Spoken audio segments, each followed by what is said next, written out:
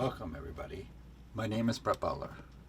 I'm about to take you on an adventure that's messy, scary, slimy. It's the adventures on how I made Toxic Beach. As you can see, behind me is the start of it. It's the set. You can see the background, the bags of sand, some of our cast, some of our characters that were all in the making of this short film. So sit back, relax, and let's see how did I put this whole thing together. First, we have to take a step back in time. So where did I get the idea for Toxic Beach? Well, it started way back in high school. And I know, I look really good for my age. Back of me is an old notebook from school. And this was my doodlings. I started a story called The Attack of the Killer Eddies, where crazy Eddie makes robots to attack the school with toxic lemons. I published that story and it went on to be Attack of the Killer Eddies Part 2. And then we had Little Eddie. And finally I did Eddie in the Punk Rockers, not to date myself.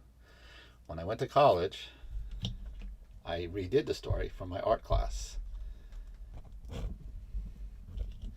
And lo and behold, The Adventures of Toxic Beach was born. I cannot draw, just that's my disclaimer right here. But this was back in 1984 when I went to art school, and this was my project, and I got an A on it because of my writing, not because of my drawing, guys. From there, I published it.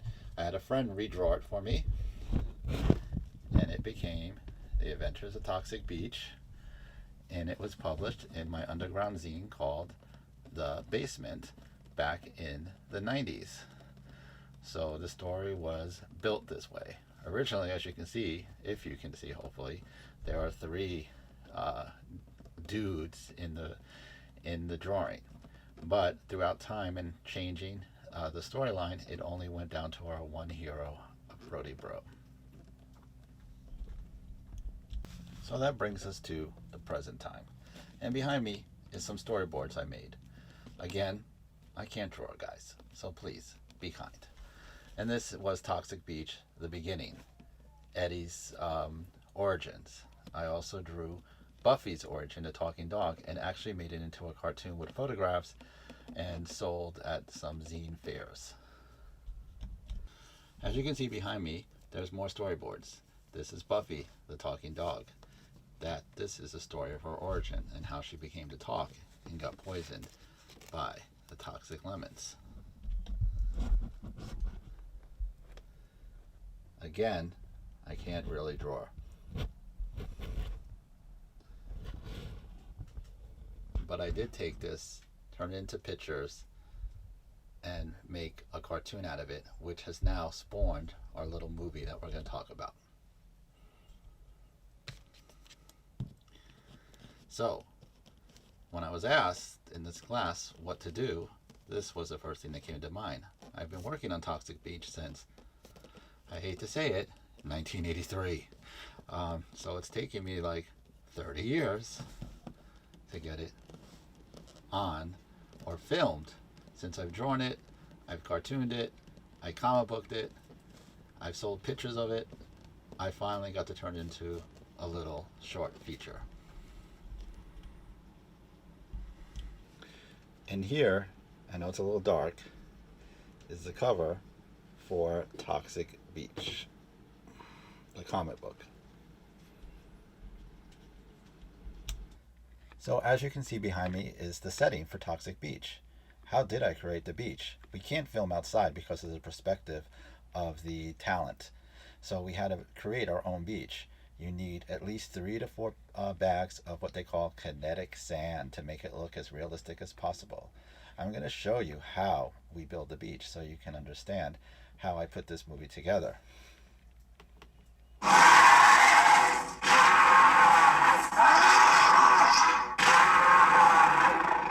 Spot, I'll feed you after the film. So, let's start building the beach. Cue music. I said cue music.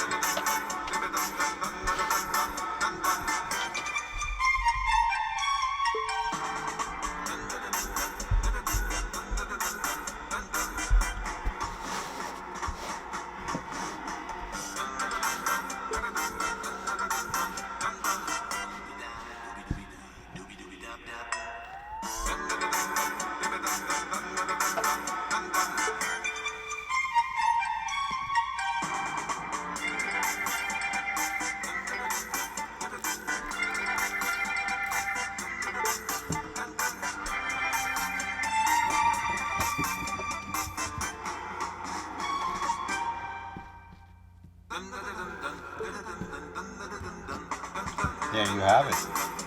Toxic Beach.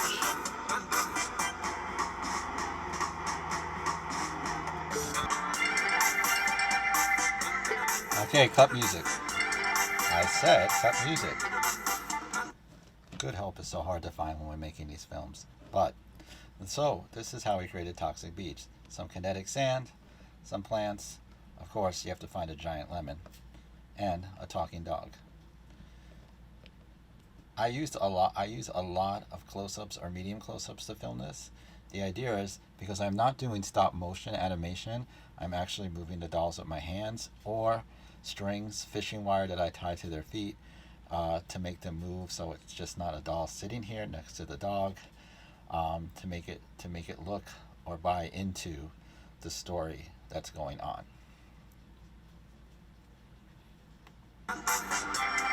Hey, I said turn that music off. Alright, cut to music. So this is the cave. Simple styrofoam cave where our little friend Eddie goes in and gets transformed into the mad scientist. The hardest part about this scene, with a lot of scenes that I had to shoot in this film, were working with slime. Do not work with slime. It's messy, it sticks to everything, and it ruined a lot of my sets. And when working with slime, it's adding a little at a time in these scenes. Unfortunately, this slime is a nightmare. As you can see, as I apply it to the cave,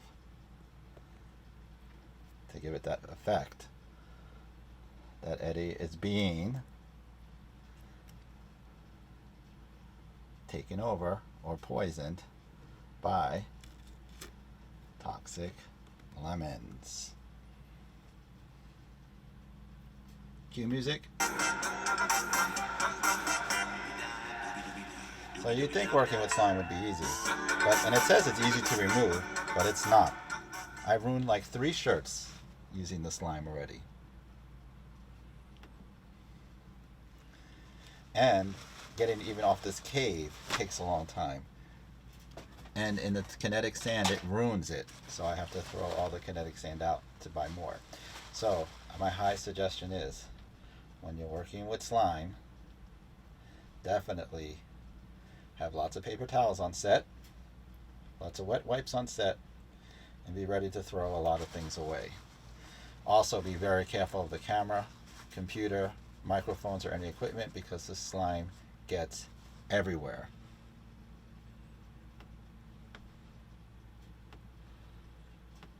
I just hope you watch the technique and you see how it drips down and gives it that effect that I was looking for when I filmed these scenes. Ugh, I think I got some slime on me now. I'll be back in the next set.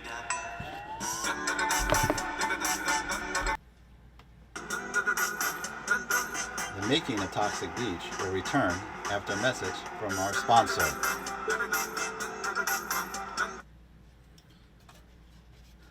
Mom, I need some slime to fight the villains. Slime? I don't have any slime. What am I going to do? Do you ever wonder, when your children want to play with slime, what to do? Well, now you can get Industrial strength slime. Be careful. Stains clothes, stains hair, could be deadly. Industrial slime. Presented to you by Slime-A-Lot. And now, back to our show. Welcome back to behind the scenes of Toxic Beach. This is the school setting. It's actually Barbie's school. Don't tell her we're using it. This is the setting where I used Tara and Biffington to pick on Eddie to start the whole madness of this tale. You think it may be easy to work with dolls or these talents? It's not. Trying to get them to stand, trying to get them to move, are two different things. So you put Biffington, Tara, here. And as you can already see, there's problems. The problem is trying to get them to stand, interact, move around. So again, I use a lot of medium shots, a lot of close-ups. Sometimes I talk to the camera. Sometimes I try to get them to talk to each other. And then if I widen it out, you can see the wide shot of the hallway of the school. I try to keep the lighting centrally located on them. I can only use one light because my studio is so small that literally the light is burning a hole in my head as we speak, to get them to be lit properly for this camera. I found that it's much easier to photograph these dolls in these settings and make a comic book than it is to make the movie. The Dead Becky category is she was attacked by lemons and made old. Everybody thinks she's dead, but she's really alive. She spends most of the time running around, screaming about lemon juice, covered in slime, amongst other things. Again, I used just moving her around to try to get her to speak. Later on, she becomes a little Eddie accomplished towards the end of the film. So, this is the lunchroom scene that I filmed. And the hardest part about doing this, again, is making Eddie move and trying to make Biff move at the same time. It's very trying because it's just me. So having Eddie lean against the table, there he goes and falls. It takes many shots to get this right. I know people think that this is as easy, but it's not as easy as you think. As Biff is moving around, as he talks to Tara about how he doesn't want Eddie to come near their table. But this was where the drama unfolds. Behind me is a talent. And people ask, where do I get all the talent for these films and photography I do? Well, hundreds and thousands of dollars apply when I post this. And these were the ones that were picked. Tara, Eddie, Brody Bro, and Biff. And in the back is Dead Becky. She's always having some kind of issue. Did I forget anybody? Oh yes, Tara has a stunt double. I don't know why. It's in her contract.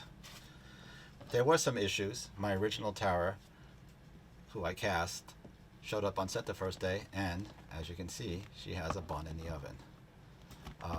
I'm not the dad, okay? Leave me alone, please. So these are the tales, how I made Toxic Beach, why the shots I did, what I used, how I built it. Also, a lot of those imperfections you see in this movie, both of them, the documentary and the actual film, are done on purpose. You see, I like B movies, not mainstream. So this is my homage to a B movie. The mistakes, the little hand shown, a little sound off, a little tilt to it. These are what I like to do when I make a movie. I hope you enjoyed, and be on the lookout for the next chapter of Toxic Beach. Good job, everybody.